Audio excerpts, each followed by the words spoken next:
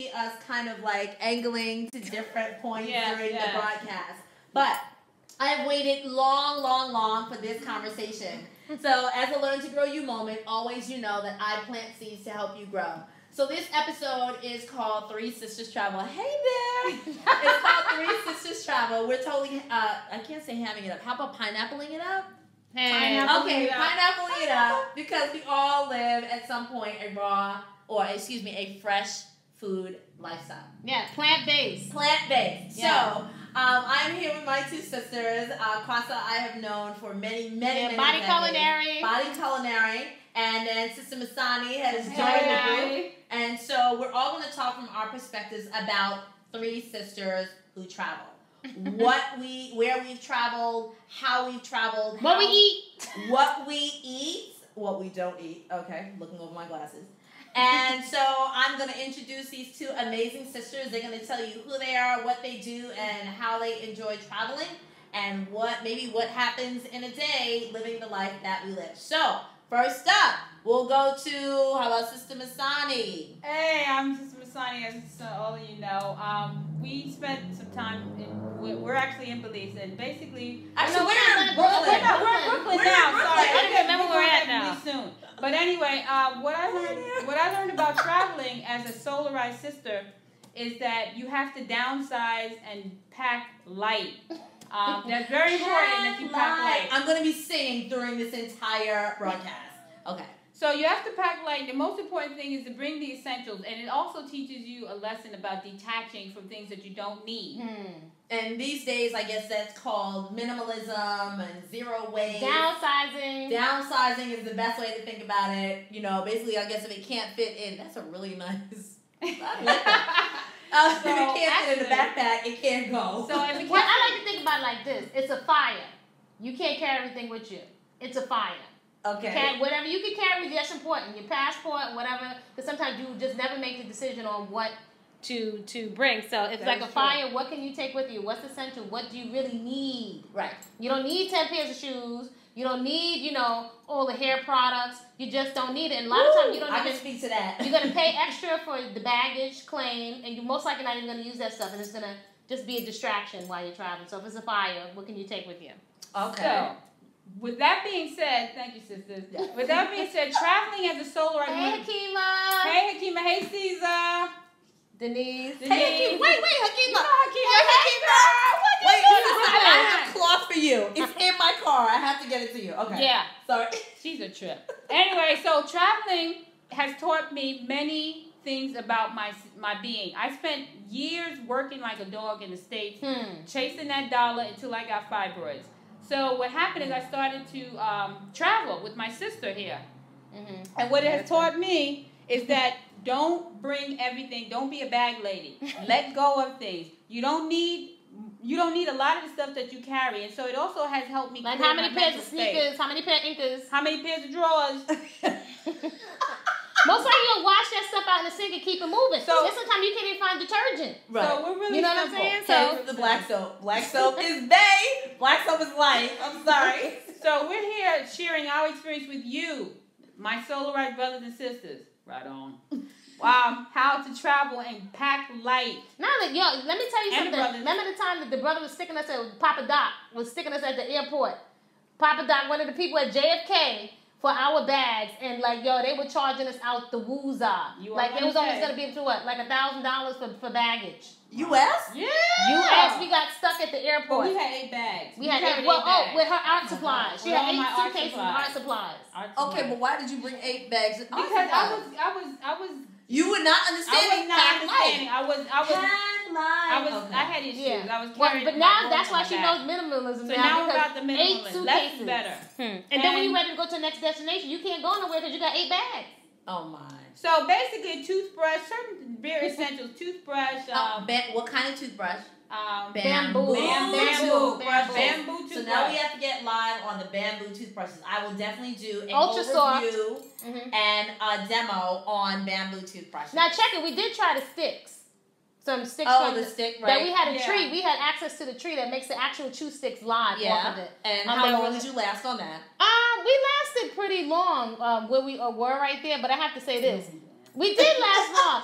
But here's the thing. You weren't always feeling fresh. It had to become, you had to really learn how to use that stick. You had to, we got it down to a science. You have to chew it into a ball. Right. And then even take it and brush your teeth with it, and your teeth would be pretty, at least feel clean. Oh, but there was some times it was feeling like it was a film. That was not cool. It wasn't. That was like kind of skunky. Cool. Okay. But we did give it a try for months. We gave it a try for months. But actually, that's a friend of mine I grew up with. Haley's. So what we're trying to say is that Solarized people are on the march. We're traveling global, Japan. We're going to Africa. We're traveling to Central America. There's more of us now. But where did we just come from recently? Guatemala. We was in Guatemala and Belize. So that was interesting. That was actually beautiful. A lot of the people don't see us, so they're shocked when they see an African American because they rap music and the magazines. So and we don't let people touch us. Like when people want to touch our hair, we don't let that because there's too much liberty on the black woman, and we're not doing that. That's not happening today. So we're teaching people how. But you also have to re-educate people. Like not everybody with locks that you see smokes weed and does coke. Yeah, you know what I'm saying? Right. So unfortunately, you do get to see that. Unfortunately, because of all the programming and the music videos, that people will respond to you in a certain kind of way or try to bond with you, maybe based on something they saw on TV. So I think you have to educate people. No, every time, not everybody. Right. No. Like I had that experience when I was in Ghana, and so whoever knew when I was in Ghana last year. We were in the Kumasi market, huge, like it must have been like 10 football fields big. Wow. It was you just gotta look on the map for the Kumasi market and see how vast it is. So as we're walking through, there were these brothers who were working in metal. So I guess it almost looked like they were making metal that would be like chutes that may have been in like ducts for buildings. Okay. So flat pieces of metal, and they would just kind of bend them on angles, whatever. But as soon as they saw us and then they heard our voices, this is what they said: Obama! And we were like, what? But Obama was still in office. Oh, okay. And so they were like, Obama land! And we're like, what? Like, is that what you think of, like, black people in the U.S.? Okay. But, all right. I can think of more negative things, things. So that was pretty, at least that's positive. I was really good on that. I'm like, I think I really need this. So I love y'all, but, I'm really looking, look. So, with that being said, Atiba. Hey, brother Atiba. What's up? Okay. Go ahead. So now you've spoken about traveling light. Now my sister Quadra is there. My thing, anybody knows me, I'm all about the food. I'm eating. She's the foodie. I'm eating. I don't care where I can have 2 sticks. I'm gonna eat. No money. I'm gonna eat, and I don't have a problem finding some place. I'm gonna eat. That's my number one priority. I need to eat my food. I need to feel satisfied. And your book is called? Whole Living Foods in the Hood, Part 1 with menus to fit your budget. And basically, I'm very, very sensitive to my folks like to eat, whether you're Southern, Caribbean, African, we're going to eat. I'm also clear that I like to eat, but I don't want to look like it. And I don't want to be falling down dead because of my appetite. And I have an appetite. So if I didn't learn to eat this way and make it super creative and sustainable and inexpensive, then I wouldn't survive because free food used to be my downfall all the time, was the free food. And I used to be a flight attendant years ago for almost 4.5 years. So I blew up off of those airplane pretzels and the so-called veggie lasagna. I was a vegetarian at the time. And the plain food, I was blown up. Like my godfather was like, "No, what are you eating?" And I couldn't. I was swollen. Wow. I was swollen from all the sodium and the salt on there. So a lot of times, what I would carry, most of my suitcase was food. Usually, most of the time, and I made an art of. I carried like a dress that I could wash out in the sink with my underwear. I had a pair of sneakers so that I could usually go walk or find a place to run or something for exercise. And I used to rock the food co-op, honey. I would take. Shout out to the food co-op. Shout out to the food co-op. I would make my own little trail mixes. I became a master back then. I wasn't all living, but I ate unprocessed food. So I would take rolled oats, organic rolled oats, and raisins and dried fruit. And I make little Ziplocs. And I would have things that I could add hot water to, or things that if I wanted to, I could just eat them right out of the bag. Right. I used to take grains and put spices in them, and then I would add hot water to them. Like back then, I used to eat couscous. Right. I would put curry and all kinds of spices and stuff in it. And then, you remember those little things they had in the cup? Shut that I would do my own versions of it because I was like, why am I paying all that money for an empty cup? I need to eat more portion than that. Okay. So I would add my own spices and pre-seasoned. So I had everything ready to go. So much so that I had gotten stuck, because remember I work for the airline, so I've gotten stuck in countries. Right. So I learned, do not go near an airport without extra copies of your passport, a neck pillow, reading material, and some food. So people usually would be looking for food, and folks always knew I had food in my suitcase. Right. So I would carry fresh fruit, which I would eat, and usually the cores would go inside the garbage and the peels would go in the garbage. Right. I had things that I could eat at room temperature. I became the queen of room temperature. And then back then I had things that I could add hot water to. So a lot of times in that dried fruit or different grains and things. Right. But I had mastered it because a lot of times I didn't have a lot of money when I was traveling. Right. You know what I'm saying? So I always had a knapsack with my stuff in it. I had a little water to clean my hands with, and it became an art. So I'm comfortable, and I always, when I get to a place, I always go, first thing I do is look for where the fruit market, the fruit and vegetable stand is. Okay. You know, so I usually have the concierge or somebody working at the hotel to show me where the fruit stuff is. If I can find the fruit and vegetable stand, you're good. Also, if you have a knife, don't carry it, because I've had some expensive knives taken at the airport. Right. You have to put them in your check-in luggage. Okay. Right. And that way, like my chef knives, I don't want to go near the airport and get them taken. Right. But I usually have like a knife. These days, you can also carry one of those flexible cutting boards that you can get from the 99-cent store. Inside your bag. Yes. Right, and then also I carried either a stocking or another bag for sprouts. Wow. A stocking or another. A stocking or a produce bag. A produce bag. Right. For sprouts. Wow. But then sprouts take like 2 days. Depends on the sprout. Okay, so what can you do in a day? Honey, lentils. In a day? Yes, honey. You soak them. Okay, yes. So because you can put them. You can put them in something because they're hardy, and a lot of times people that fall off because the food is not hardy. So what I would do is pre-soak it in a jar, like inside of a jar. Or as soon as I would get to the airplane, I would cover it with enough water. So you don't only put a little bit of the lentils, but I would cover enough water, and it would swell because certain things swell inside of the jar. Right. So then, but by the time then you get to the airport, prayerfully, if you time it enough, if it's soaked enough, So certain things get a different kind of sprout or a different kind of tail. Right. So lentils can get a long tail, but you can sprout it long enough to eat, and all you got to do is carry your spices and your seasonings. So I learned that the nice way with quinoa. I really like quinoa, and so I can totally different sprouted, and it takes a while to sprout quinoa. The red one takes longer than the white one. You can't sprout it. These pearls that she's dropping. Yeah, you can sprout. Like I've even sprouted quinoa till I got a long tail off of quinoa. And quinoa, so it's some of them are different grains and seeds. It's about the temperature that they're in and how much water you put on them.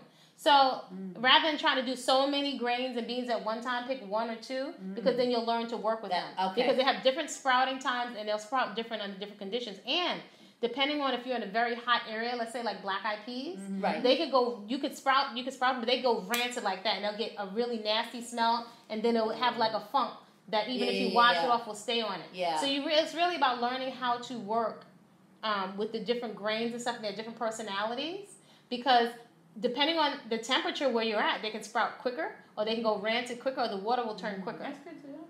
Okay. Wow. So then why don't we sort of like I guess sit there for a second. Also, just one thing I want to say too: super duper inexpensive, and I love sprouts because of the shelf life and the versatility. Sometimes all you need to do is to carry, if you wanted to, you could carry a squeeze bottle. I mean, I'm not the biggest on oils, but for many people, it's like a cold pressed olive oil or cold pressed olive oil or coconut oil. You can carry it in a squeeze bottle inside of your luggage. Okay. And with your spices. But you can only carry 2 ounces at a time. In the carry-on. In the carry-on, if it's what do you call it? If it's like your body products and stuff like that. Right. But if you're carrying, I carried more than that. In a carry-on? Olive oil? Wow. You just have to make sure everything is labeled so that they can see it. You may, depending on where you're going and how long you're going to stay in that destination. Right. You might even want to bring a brand new bottle. Right. So because if it's your personal effects and it's for you, then they're not. Usually they won't charge you duty for it, and you may not lose $4 or $5. You know, let's say if you're going to Africa and you're going to be there for 10 days, you might want to bring a small bottle of olive oil that's already sealed, and they can see in English what's inside of the bottle and just wrap it properly. I think so let's say the next time I go, I would probably, because I'm saying I've never had an issue. When I go the next time, because I'm gonna spend no less than like a week there, if I have to travel with anything, I'm gonna probably travel just sort of like for the plane, maybe with like a half an ounce or something. Yeah, so like for the plane, that's more like that little squeeze bottle. That's more than enough. Okay. You know, and if you're not using it, sometimes you just need a drop just to lubricate stuff a little bit and stretch your seasonings out. Right. You know, on it. But when I get there, I'm actually just going to buy, like, you know, maybe 4 ounces or whatever, and then, like, probably, like, leave it in the hotel. Because I know that I'm going to do, you like, can also my use it on your skin. flush. See, that's the beautiful thing. If what you eat, you can also put it on your skin, then you'll utilize the olive oil. Right. Because you'll also put it on your skin, you can put it on your hair. I'm not carrying a whole bunch of stuff. A lot of time, I don't even put anything Right. And I think that's the beauty of, like, traveling as, you know, I guess as we're learning, like, as a minimalist, that what do you really need? Like, you need a cleanser, you need a lubricant, you know, body moisturizer, hair moisturizer, face moisturizer, whatever, and then you need some sort of, like, a cleansing for your teeth. Right. Like, basically, that's it. Pretty much, See, I'm going to be real with you. See, I'm super simple. I really knock it down. But see, you can take it, you can rock out like this. You could just take Dr. Bronner's if you're using soap and use that for all those different purposes. Absolutely. And or that's it. Shout out to Dr. Bronner's. Yeah, and even or the food your co-op. children, your grandchildren. And a little bit of baking soda you can use for your teeth. You can mix the baking soda with Dr. Bronner's. That's right. And use for your teeth. You can use that for your laundry, which you're washing your things out in the sink. Right. So I am so with the take one thing and use it for like 10, 15 different things. I love it. Now, so why don't we talk like a moment about maybe how about like the most strenuous place, or the place that sort of really stretched you and made you realize, if I'm going to be in this place, if I'm going to return to this place, or if I'm going to advise anybody who's going to this place, what are like the top 3 things they need to be mindful of to sustain them? Now, what I mean about sustainability is, and this has to do with the gadgets that we talked about. Okay. So Kwasa and Sister Masani, they were just in a place, and they sort of like shared all these amazing gadgets. It was pretty off the grid. It was pretty much off the grid, like a clearing their rainforest. So I want you to talk about that, because I think that is so like vital. So here's why I'm doing this. So when I was traveling, I went to South Africa 2 years ago, and then about 7 months later, I went to Ghana, and then another 8 months later, I went back to South Africa. And in me going to those two places, because we were in still like the city center, we had a lot of the amenities. And so, but for most people in the States, they were thinking, oh my gosh, are you going to have toilet facilities? Yeah, right? Okay. But that was a presumption. Other people were thinking, how are you gonna sleep? Are you sleeping in a hut? Like, for real? My choice was to be in a 5-star hotel, and that's where I was. But some people intentionally want to really be in the throes of however people lived, whenever, whatever, decade or century. They want to live traditional. Right. They want that experience. Right. They want the real camp out experience. So, as we were setting up this broadcast, Kwasa and Masani were pulling out all these amazing gadgets, and I'm like, oh, what is that toy? What is that thing? What does that do? Oh my gosh, tell me all about it. So I want them to share with you a little of what they had, what they brought, and what kept them alive and connected. Because when I was in South Africa and they were in Belize, we were talking. No, we also be in Guatemala. In Guatemala. We were talking and having wonderful conversations. So let them tell you about the little gadgets that they had. Now, should we switch, because this is really nice. Let me hear. If anybody have any questions, please feel free to ask questions. We're going to answer your questions about traveling. So here's one of the biggest things that we had was this. This is a Waka Waka. Now this one has been through the ringer. We've had several solar chargers that we use. This was the top one. I would highly recommend it. So I'm usually like the researcher. I'm usually researching what we're gonna need, how much wattage. Maybe it came from like working for the airlines. But this was a Waka Waka charger. I really like the fact that they give some money back to like a community, like let's say in Africa or some other developing communities where the children need lights to study and to read. Oh my gosh. That was one. Number 2, it could charge an iPad and it could charge a phone. And number 3, it was a nice bright flashlight, right? Which came in handy a lot. So I didn't need batteries. Yeah. I did not need batteries for this at all. Now you could charge this into a wall with a wall charger. Right. But I could use this as a battery for my iPhone and for my iPad, which I used to write a book while I was in Belize. How many people don't write a book? So I was writing a book. No, we got the Waka Waka. So I'm just saying, this thing has been through the rainforest. It's got cracks in it. It still holds. It's sturdy. We would just sit it out in the sun all day, and it could charge the phone. So, okay. And it could charge the iPad. So you want to look and see if it can charge the phone or a phone and an iPad. So hold on a second. Let's give our folks Let's give our folks a call to action. So wherever you are, however you're watching us, if anybody can go in, Google Waka Waka. Now is it WACKA? WAKA. Okay, so WAKA. Can someone please hop on, get another, open up another link or whatever, find out what this thing is called, and then drop the URL in our comments so that we can share this amazing information.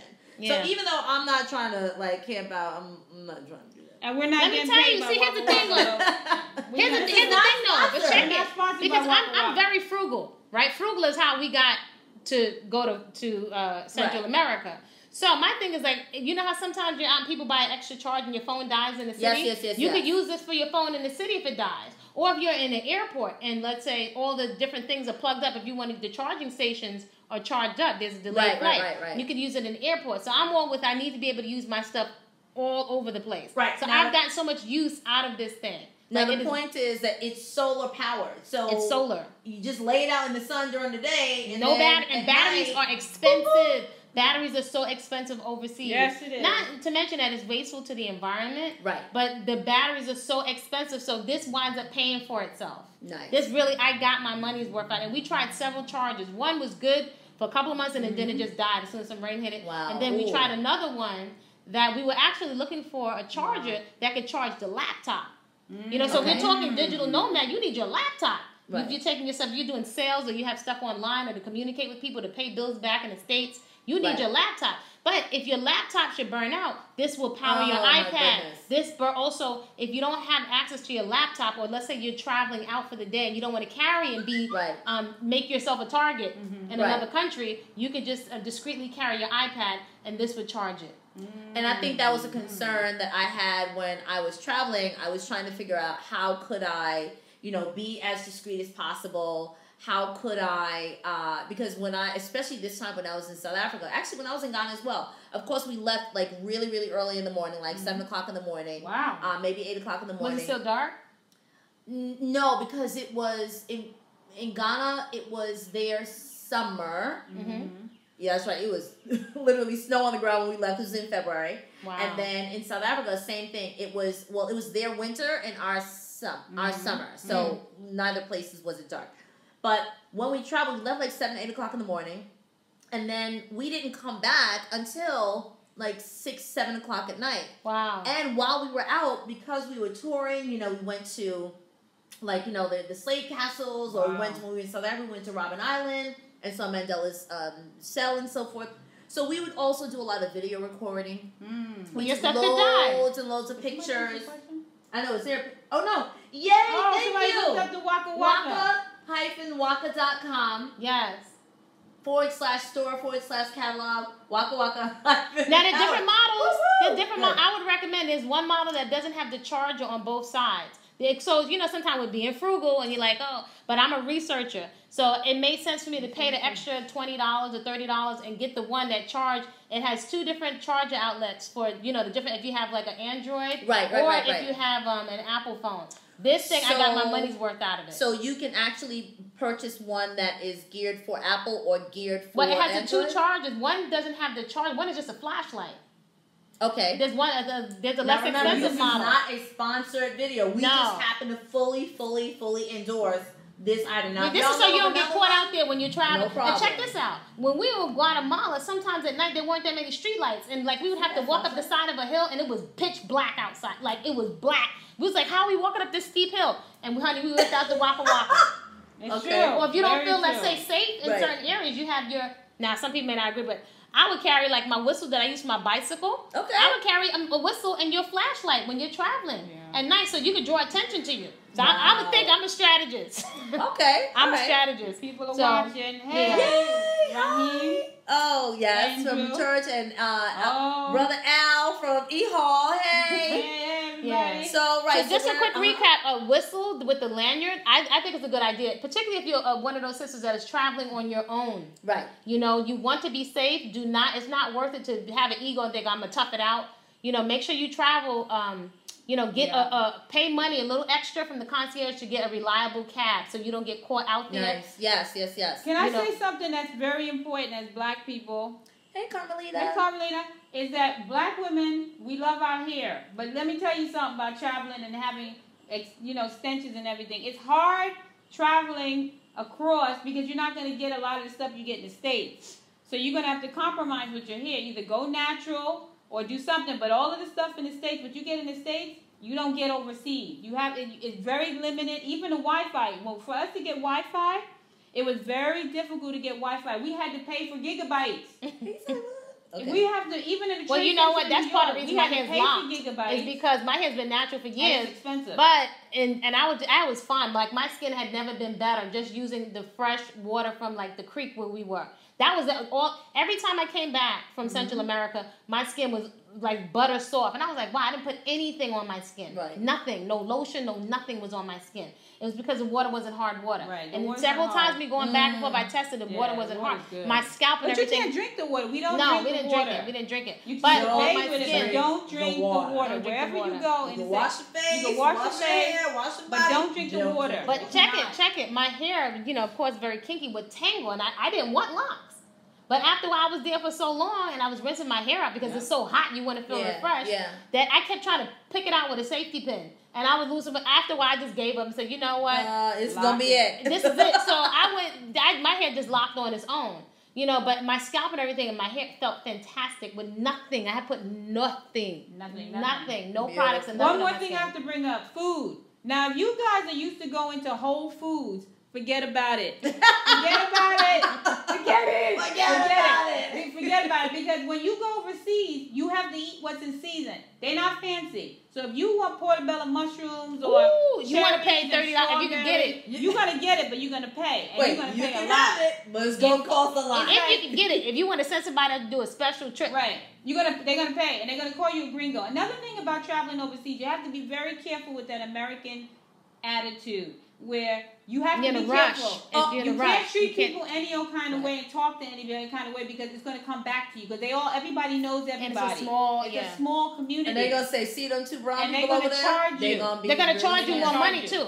If you come, like let's say if you're at the bank or somewhere and you're rushing or you're impatient, you will get, or you come too flashy with too much jewelry and stuff. Not a lot of jewelry. You're looked at as like a little chocolate money bag. Money bags. You look at that as a chocolate money bags, and you have to pay for the cat, and they're going to charge you gringo prices, and you also 2 to 3 times more. You're also going to build up a reputation. Because there's a small. Everybody knows everybody, so you stick out as an American like a sore thumb. They know you, even in your dress code. Americans have even as a black American, you're considered American. Even if you think you're being conservative, your shoes, the style of shoes you wear. But most of your tone of voice and being loud. And how Americans, we want everything right now. Right. I want it right now. Where's your manager? Right. There's no manager. There's no manager. Let me speak on this one. So, all right. So I want to speak on this for a moment. So this is actually where I'm trying to really, really encourage people, and I'm not afraid of other people taking this idea at all because there are so many people around that it's going to work. So I just left South Africa a couple weeks ago, and when I went the first time, I actually left my tour and went to Botswana. Like I totally was like, so you 15 people, guess what? I'm going to go to another country. And they were like, listen, we left your mother at home. Wow. She's expecting us to bring you back. Don't get lost. Where are you going to be? Okay, that's what we learned about WhatsApp. But when I went, I really paid attention to the Americans who were, in essence, expecting other people in the country that we were visiting to speak English. And if you could not speak English, then I'm sorry, then you need to go find somebody that speaks English because I don't feel like I need to learn the language that you speak. Now, again, we were in Southern Africa, and so where we were first in Durban, yes, we were conscious that there were like 10 or 11 different languages. We were conscious of that. Wow. So we had to figure out, okay, like we're kind of glad that most people in this particular area speak English, so we don't have to kind of fight with which language should we learn. Right. But I said, hold on. most people say when in Rome, do as the Romans do. Okay, well, then at least let's learn how to say dumela, right? Or siabonga, right? At least to greet people so that we know that some semblance of something. Hi, bathroom, counting, right. Thank you, right? Excuse me. Right, please. Yes. So, I said when I got back, I was like, why don't we try to, and here's where Learn to Grow You is going to try and do something new. So I have coordinated with 4 people who are born and raised in the Southern African region. So either they are from Joburg, they're from Pretoria, or they're from Gaborone, Botswana, and 2 people from Joburg. And they are willing, so that means you're going to have to DM me if you are interested in having, get this, online classes. Now, whether or not you want to travel, but you just want to learn some of the languages of our brothers and sisters who look just like us. But it is not a Spanish class. Everything outside of English is not Spanish. Everything outside of English is not French or even Creole. So we're talking Setswana, we're talking Lesotho, we're talking Baby, we're talking what else? isiZulu. So we're talking like wow, at least this is amazing. Reality check. It's a continent. Right. It's not a country. Right. It's a continent with many countries. All I'm talking about are the 4 or 5 languages that I can remember that are spoken in one.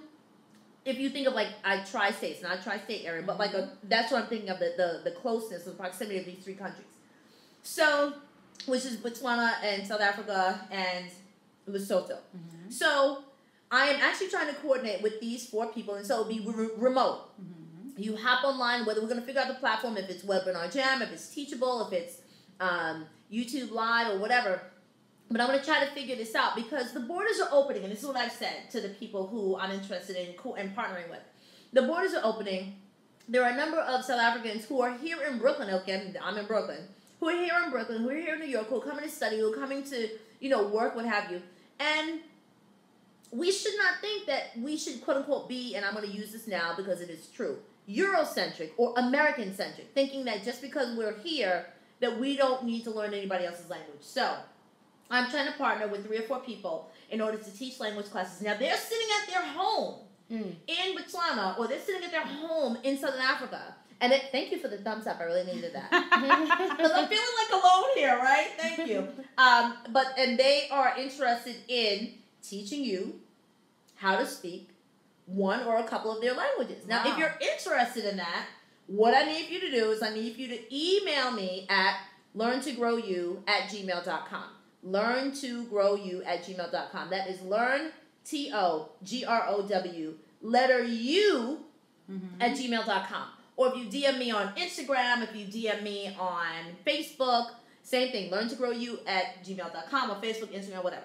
Because that's what I really feel like connected to. So, lastly, and because they have to get on a plane in a couple of hours, we can kind of finish up on make you guys think of what are your last thoughts? What would you like to share with people about being maybe a digital, earning money while you were on the other side of the world? Whoop whoop. Well, especially I've seen that there's a movement of people, especially a lot of young Black people, different people that are looking at expanding the possibilities of leaving the United States to find other places to live.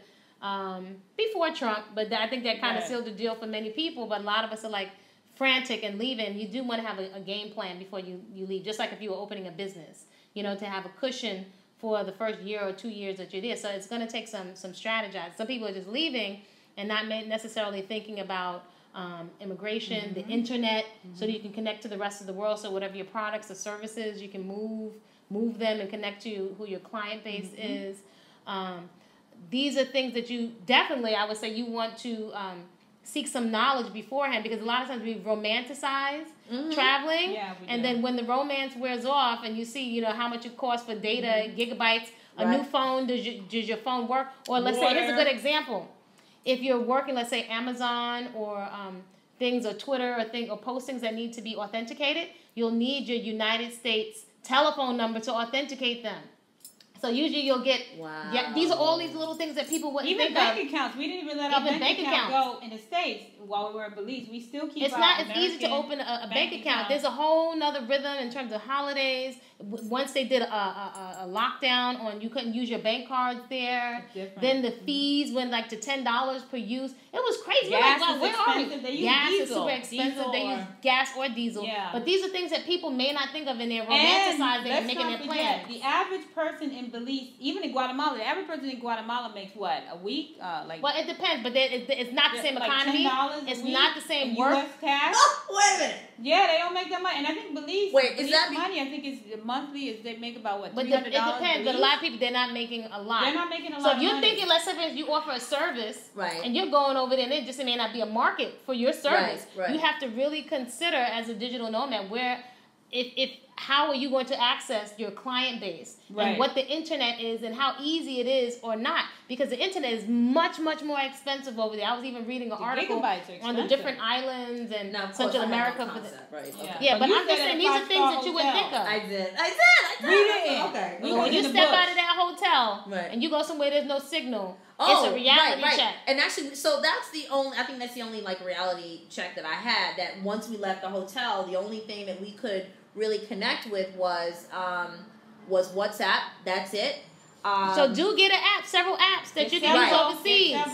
WhatsApp was good, but in terms of like surfing the net, I couldn't. It's slower. It's too slow, and you're gonna pay for it. It's slow, and you're gonna pay for it. I think they're up to 2G. I think they're up to 3G now. They're up to 2G. You're lucky if you get 3G. Okay.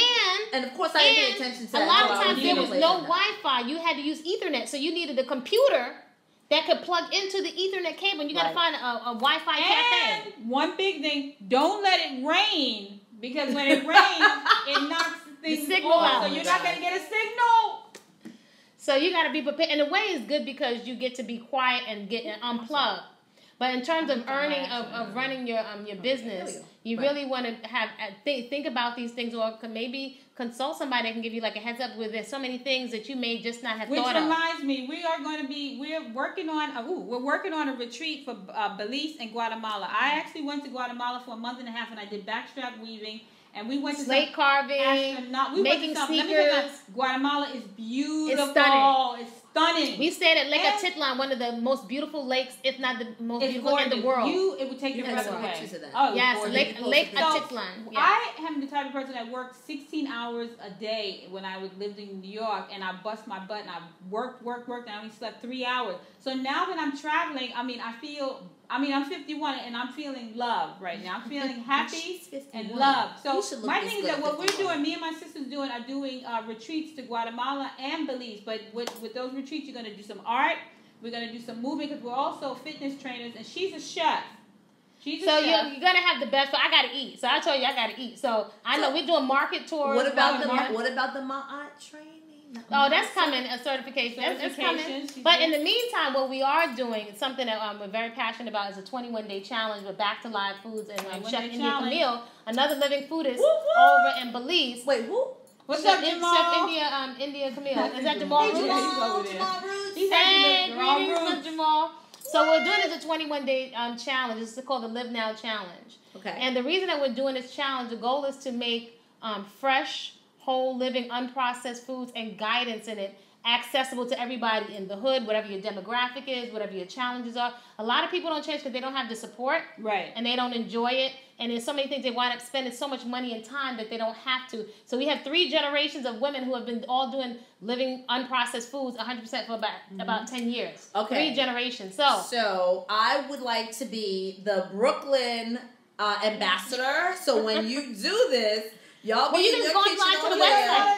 You gotta go to the website. So you can go to Masani.live, and you can go to Masani.live or Body-Culinary. And you can also go. So we all have the links, so we're all doing it together. And it's also Back to Live. But you got videos on exercise. So we did videos on exercise. You have recipes. You have a whole guide. We reach out and we basically communicate and we support you. So basically, what happened, and I'm gonna be honest with you. At 51, I see my community and people are still, even with the information that we have, what's missing in this is the support. People cannot and they won't do it on their own. They need a community to do it. So it's very important because we do have that. You can Google it. You can do it. And I know you know. This ain't new. I'm going to be honest with you. I know this ain't new. Just reminding you. Yeah, I'm just basically, you know what I'm saying? I'm basically letting you know that you have support. We're in Belize, and we also extend an umbilical cord to come to Belize and get the food there, because we also do retreats, private retreats, and we also do food prepping classes. We outdoors. I mean, some people looking for an excuse to me. I was never with the idea of vacation. Somebody telling me I got 2 or 3 weeks out of my year to go and relax. I'm not interested. But some folks that just want to come, enjoy the waterfalls, enjoy nature. Get out. So we're not doing any drinking or any smoking, but we are drinking. But we're drinking the most delicious juices, the best food, coconut everything, water, fresh coconut. Everything we're doing is totally fresh. And you know I get down with the food. I don't play down with the food. But also, absolutely. But also, I understand because I was there waiting for my pension, and I was going to wait for my 401k, and I was going to be like, okay, when I retire, I'm going to do this. There comes. But listen. So listen, you don't have to wait that long, baby. We here right now. We got the sisters in Belize. We go to Guatemala. We research other places. I have a sister that's in India that we're going to be branching out. We're going to be going to India. But you don't have to wait that long to enjoy your life. Life is really about living in the now. That's right. And that's what it's about, because we don't know what tomorrow holds for us. So all you have is right now. And you have 2 sisters that's willing to open up and hold your hand. Well, we got 3 sisters. 3. And then 4 sisters. And then we have another one. So 3 Tauruses here, and then also Sister India. Right, and we're all Tauruses. May 14, 17. So we're all Tauruses. So Taurus rules! Taurus Yay! rules! Yeah. And we like to eat. And we like love to eat. We like to eat. But I'm going to be honest with you. We like to eat. We like to travel. It's really about enjoying your life. It's about enjoying the now. The children. Don't wait for the children to grow up and you empty nester. Do it right now. I know you don't believe me because you're thinking, oh, she's talking crack because she's in Belize now. But it took me a long time. Wait, you're in Brooklyn now. Now I'm in Brooklyn. You're in Brooklyn. Because you know I ain't in no Belize. Yeah, I'm in Brooklyn, but we're going back to Belize. But we're in Brooklyn now. In the morning. In the early days. So we're going back to Belize, but we really enjoy the vibration here.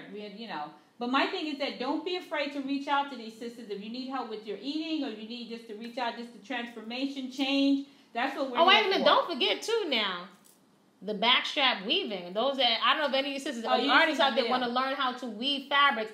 When we were in Guatemala, the craftsmanship was amazing. Was crazy. It was amazing. Crazy. So slate carving, fabric dyeing. Shoemaking classes. Awesome.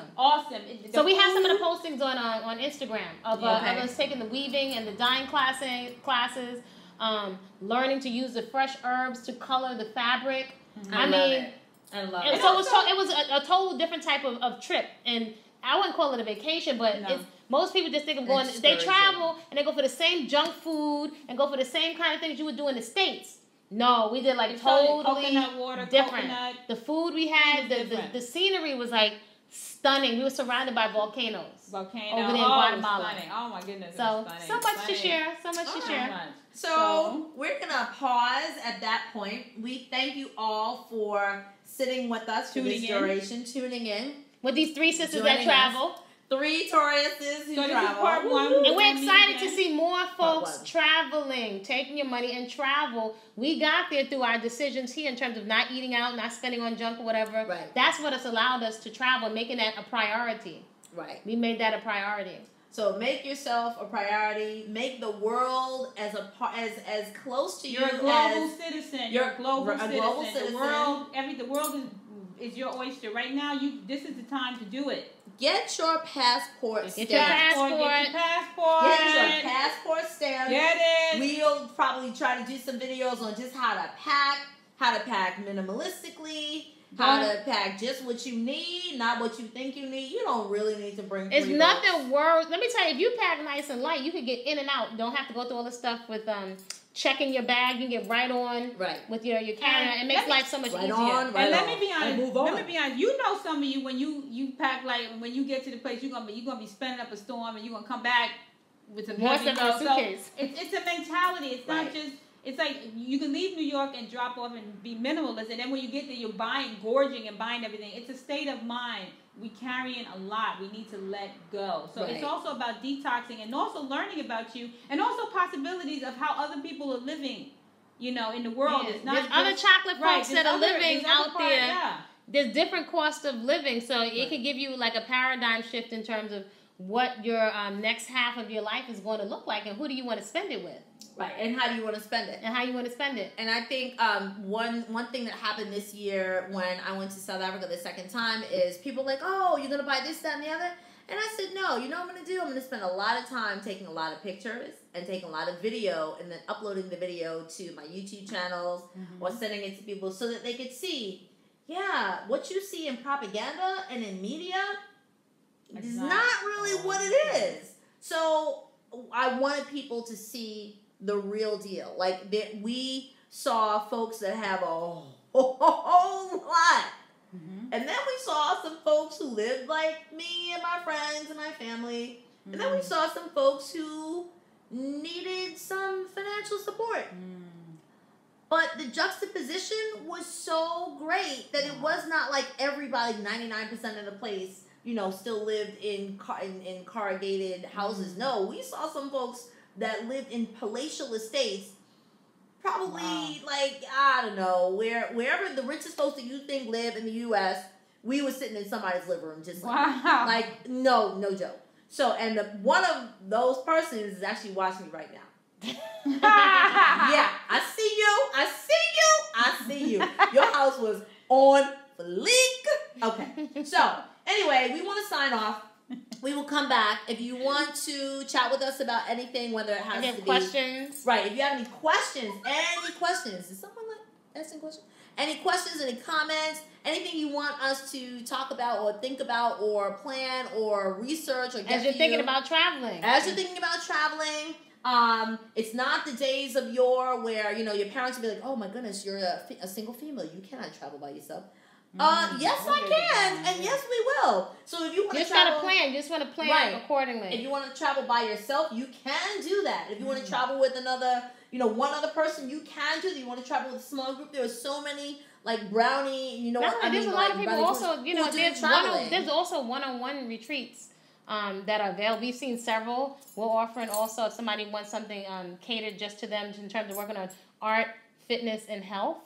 Beautiful. You can have that catered for you if you just want that time to you. So, you can reach us at Body-Culinary. I'm also on Body-Culinary on YouTube and Masani Live. Masani.live. And this is my sister.